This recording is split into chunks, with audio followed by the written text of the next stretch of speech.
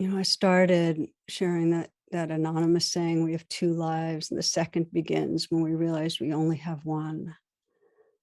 And sometimes there are jarring things that happen that let us realize that, the diagnosis, for instance. But that's the truth, even when we're not jarred into it, that this life is temporary, it's impermanent. And when we really understand that it's passes in a flash, when we look back at our past and realize just it's a flash, that we only have this life, we only have these moments, letting go becomes more of a natural response. We're no longer trying to get to the top of the mountain, having things be the way we think they should be. We're more dedicated to these precious moments. So let's practice for a bit, just a little bit of letting go in your own life. If you need to shift positions or make yourself more comfortable, please do so.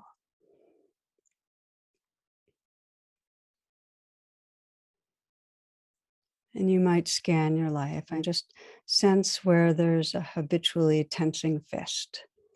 In other words, asking that question, in my life, what's a place that a recurring kind of reactivity that gets between me and presence, where it might benefit to do some letting go?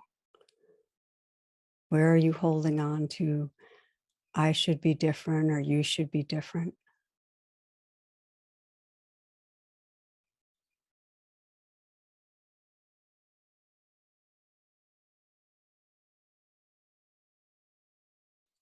And let yourself settle on somewhere. It doesn't have to be the perfect place, but just somewhere where you're caught in that sense of you should be different or I should be different.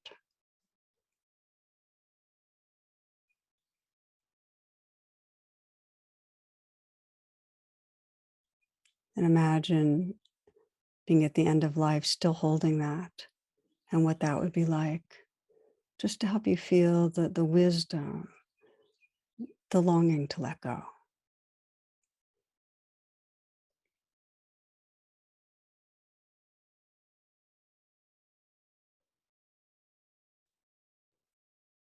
And again, bring yourself back to this situation, whatever recurrent experience you have that has you feel like I should be different or you should be different.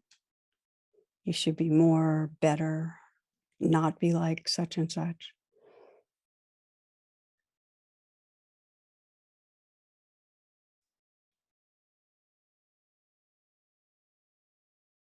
Just sense this is what's between you and presence, and recognize the thought in some way, the thought that it should be different, that assumption, that expectation in your mind. You might even whisper, okay, judging, and let go of that thought. Let it go and open into the body, open to the life that's under it.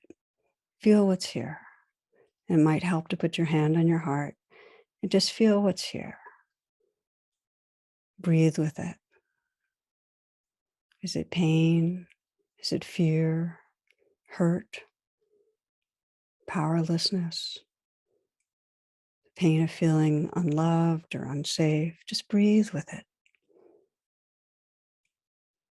So you've moved from holding on to a thought to opening to the living reality of what's underneath, the vulnerability.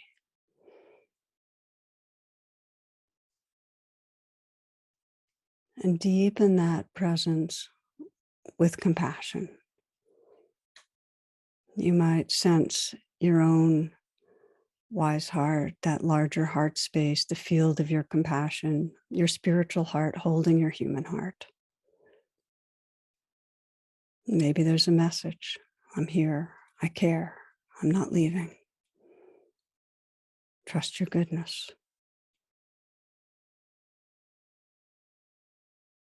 And maybe to remember love, you're calling on something larger. Perhaps there's a loving person in your life that helps you to hold vulnerability.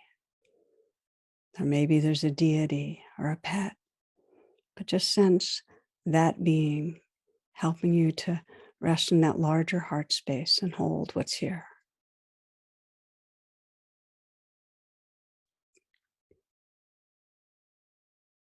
You might even imagine and sense that you can surrender the vulnerability, the hurting place into that larger loving field. Just let it go into loving presence.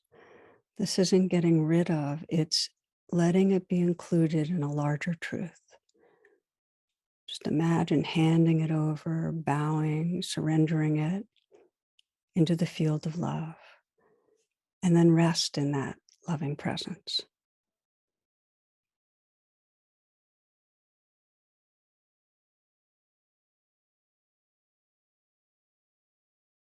Sense who you are without any notion of should be different.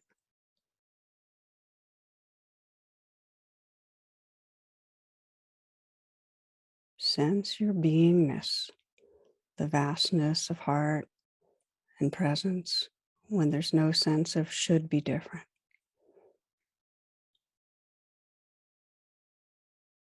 Sense how you experience another person without the notion should be different.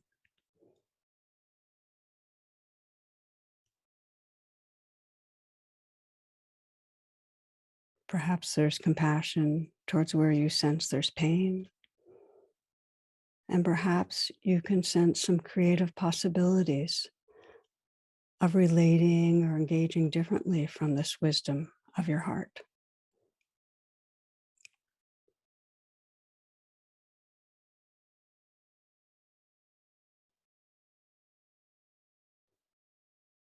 The poet Dana Falls writes, "Let go of the ways you thought life would unfold, the holding of plans or dreams or expectations. Let it all go. Let it all go and flow with the grace that washes through your days. Let go, and the wave's crest will carry you to unknown shores beyond your wildest dreams or destinations. Let it all go and find the place of rest and peace and certain transformation. Friends, let go and find the heart space that's your true home."